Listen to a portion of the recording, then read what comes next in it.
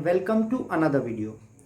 आज जो हम बात करने जा रहे हैं वो चैप्टर है एनालिटिकल केमिस्ट्री। तो मैं पहले ही आपको बता देता हूं कि अगर आप 10th के बोर्ड एग्जाम्स देने वाले हैं इस ईयर और आपने ये वीडियो स्टार्ट किया है तो आई स्ट्रांगली रिकमेंड कि आप ये वीडियो एंड तक देखें क्योंकि आपके लिए बहुत ही इंपॉर्टेंट है।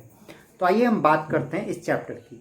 ये चैप्टर का नाम है एनालिटिकल केमिस्ट्री और इस चैप्टर से जो क्वेश्चंस आपके आते हैं वो क्वेश्चंस आते हैं what do you observe when, जो कि मैंने यहाँ पे लिख रखा है।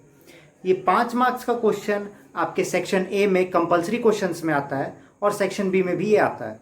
तो ये चैप्टर जो है एनालिटिकल केमिस्ट्री, इसमें बच्चों को बहुत ही दिक्कत होती है और इसके बाद बच्चों को पढ़ना कैसे होता है वो भी मैं बताऊंगा आप लोग को।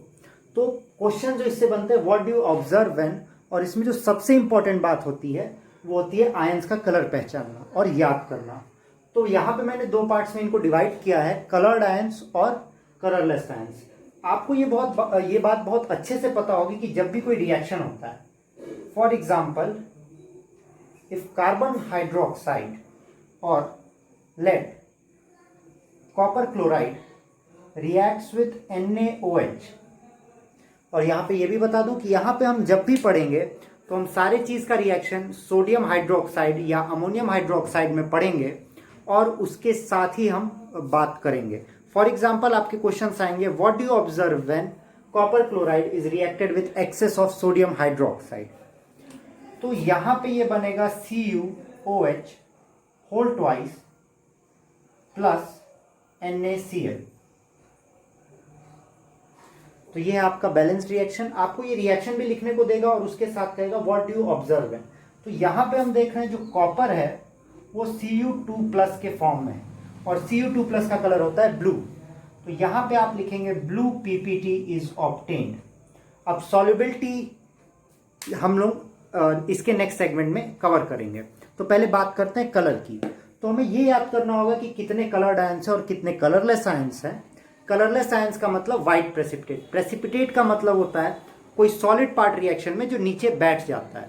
तो आइए बात करते हैं इसकी। तो सबसे पहले कलर्ड आयंस की बात करते हैं जो कि बहुत ही कम है। Cu2+, जिसे हम लोग क्यूप्रिक कहेंगे, जो ब्लू प्रेसिपिटेट होता है। इसके बाद Fe2+ और Fe3+ होता है। Fe2+ इज फेरस, जो डर्टी ग्रीन प्रेसिपिटेट देगा, और फेरिक Fe3+ जो रेडिश ब्राउन प्रेसिपिटेट देता है। तो ये 3 अगर कलर्ड आयंस के ये आयंस के कलर्ड आप याद रखेंगे तो आपके कलर्ड आयंस के सारे रिएक्शन हो जाएंगे। इसके बाद आते हैं कलरलेस आयंस। तो ये हमें याद करना बहुत जरूरी है और सबसे आसान बात है, इसमें कोई रिएक्शन आप लोग को याद नहीं करना है। तो इसमें अमोनियम आता है, ammonium ion, calcium, aluminium, lead और जिंक। तो ये कलर्ड आयंस और कलरलेस आयंस आपको हमेशा याद रखने होंगे। आइए बात करते हैं कि आगे ये रिएक्शन कैसे होंगे और कैसे पूछे जाएंगे। ओके, तो कलर के बाद जो नेक्स्ट चीज आती है वो होती है सॉल्युबिलिटी, क्योंकि आपका जो क्वेश्चन आएगा वो आएगा what do you observe when, जो कि मैंने अभी भी लिखा हुआ है। तो आपको कलर के साथ साथ उसकी सॉल्युबिलिटी भी बतानी होगी। तो जैसा कि कलर अभी हमने पढ़ा है, उसमें से जो फेरस, फेरिक, क्यूप्रिक, ये होता है insoluble in sodium hydroxide and ammonium hydroxide. आप इसको अपनी कॉपी में लिख सकते हैं क्योंकि आपसे जो क्वेश्चन पूछे जाएंगे वो sodium hydroxide and ammonium hydroxide के ही पूछे जाएंगे। और कैल्शियम, जिंक और लेड जब 2+ के फॉर्म में होगा तो soluble in sodium hydroxide and ammonium hydroxide. अब देखिए ये क्वेश्चन आपके कैसे आएंगे। फॉर एग्जाम्पल इसने कहा what do you observe when FeCl3 reacts with excess of NaOH। ये आपका क्वेश्चन होगा। 5 मार्क्स के आते हैं 5 question what do you observe when section A में, पार्ट 1 में, और पार्ट 2 में आपके ऑप्शनल होते हैं। तो ये आपको करना ही होता है और यहाँ पे बहुत ढेर सारे बच्चे फंसते हैं। तो यहाँ पे पहले तो आपको ये रिएक्शन लिखना पड़ेगा।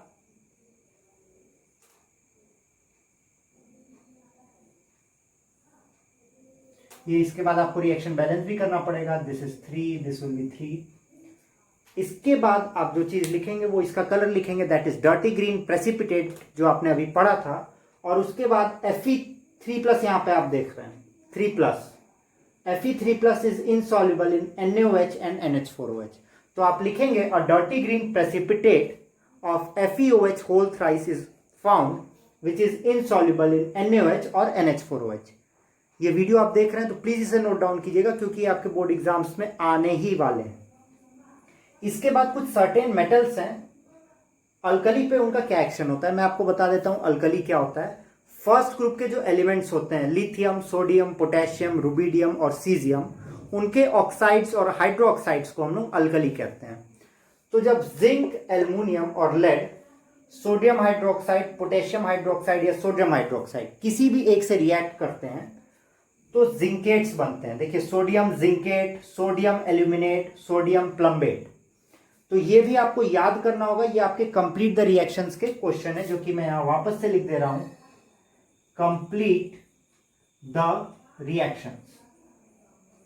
देखिए ये चैप्टर में आपको ज्यादा याद करना नहीं है, जितना मैं यहां पे बता रहा हूं उतना ही याद करना हो। ये बोर्ड एग्जाम के लिए इतने ही क्वेश्चंस फिक्स्ड आएंगे, इसके बाहर से आपको कुछ भी नहीं पढ़ना होगा। इसके बाद बात आती है एम्फोटेरिक एलिमेंट्स।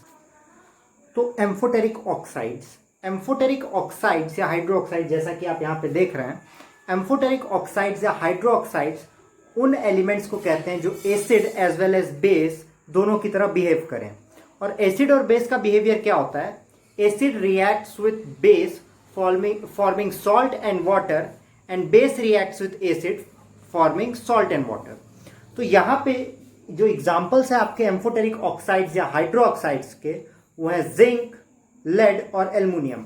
इन तीनों मेटल्स के ऑक्साइड्स और हाइड्रो ऑक्साइड्स जो होंगे वो एम्फोटेरिक की तरह बिहेव करेंगे। अब ये जो क्वेश्चन आता है, ये क्वेश्चन आपका में भी ऑप्शनल में भी आ सकता है और सेक्शन ए में भी आ सकता है, कंपल्सरी में, जहां आपसे पूछ सकता है what do you mean by amphoteric oxides and hydro oxides, explain them. तो रिएक्शन के साथ आपको एक्सप्लेन करना पड़ेगा, या तो आपको कंप्लीट द रिएक्शन के फॉर्म में भी दे सकता है। तो आइए बात करते हैं एक इक्वेशन का एग्जांपल लेके। तो जिंक ऑक्साइड हमने दोनों जगह लिया है, मतलब एक मेटालिक ऑक्साइड। अगर इनकी जगह हम लोग एल्युमिनियम ऑक्साइड या लेड ऑक्साइड को रखेंगे तो वो भी ऐसे ही बिहेव करेगा, या हाइड्रो ऑक्साइड्स को रखते हैं तो उनका भी बिहेवियर कुछ ऐसा ही होगा। तो जिंक ऑक्साइड को जब एसिड के साथ रखा गया तो इसने जिंक क्लोराइड प्लस वाटर बनाया, मतलब सॉल्ट और वाटर, जो एक न्यूट्रलाइजेशन रिएक्शन है जो हमेशा एसिड और बेस ही देते हैं। तो यहां पे अगर ये एसिड है तो जिंक ऑक्साइड जो है वो आपका बेस की तरह बिहेव कर रहा है। यहां पे वापस से हमने जिंक ऑक्साइड को एक बेस के साथ रखा तो सोडियम जिंकेट प्लस वाटर, मतलब सॉल्ट और वाटर बनाया, जो कि वापस से एक न्यूट्रलाइजेशन रिएक्शन है। और यहां पे एसिड के साथ इसने बेस की तरह बिहेव किया, और यहां पे बेस है तो ये बिहेव कर रहा है एसिड की तरह। तो ऐसे ऑक्साइड्स या हाइड्रो ऑक्साइड जो acid as well as base दोनों की तरह बिहेव करेंगे उसे हम कहेंगे एम्फोटेरिक ऑक्साइड्स और हाइड्रो ऑक्साइड्स। इसकी जगह अगर हम कोई और एलिमेंट भी रखते हैं तो उनका भी बिहेवियर सेम रहेगा। So this was all about this chapter. अगर आपने ये पूरा वीडियो देखा है तो आई स्ट्रांगली रिकमेंड कि आप इस चीज को लिख लें, क्योंकि आपके बोर्ड एग्जाम्स में 110% आने ही वाला है। And for more these type of videos keep subscribe to the channel, and if you haven't subscribe till now, अगर आपने अभी तक नहीं सब्सक्राइब किया है तो जल्दी से सब्सक्राइब कीजिए। अपने फ्रेंड्स को, या अगर आपके कोई जान पहचान में कोई स्टूडेंट हैं 10th के जो बोर्ड एग्जाम देने वाले हैं, तो उनसे भी कहिए सब्सक्राइब करने को, और like and share the video. Thank you. Signing off and have a nice day.